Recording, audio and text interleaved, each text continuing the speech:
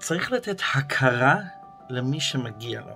אחד הטיפים בחינוך, או בכל בן אדם שהוא בעל עסק, או יש לו עובדים, הוא יודע. מתי שמישהו עושה טוב, עושה דבר נכון, אז אתה מוקיר לו, ואתה נותן לו הכרה שבדבר הזה זה דבר נכון, זה דבר טוב, ואז זה מתחזק אצלו.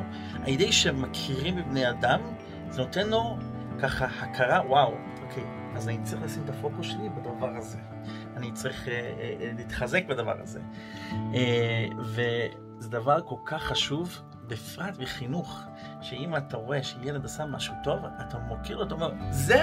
וואו! ואתה משתגע, ואתה נותן לו את כל הפרגון, ואז הילד מבין, וואו, אוקיי, אני צריך להמשיך לעשות דבר כזה וכזה. אני יכול לתת לכם דוגמה, אני הייתי עם הבת שלי באוטו, והשארתי, אבא, לגבי נקודות של שוטר רוצה אותך וכולו, והיא אומרת לי, למה שוטר לא נותן נקודות טובות? והיא צודקת. אני תמיד אמרתי לי, בפרט בשביל משטרת ישראל, תחנך כמו חינוך.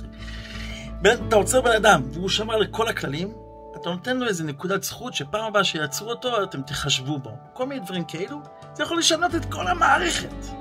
אז הנה, קצת ממה שהבת שלי עשה לי באוטו.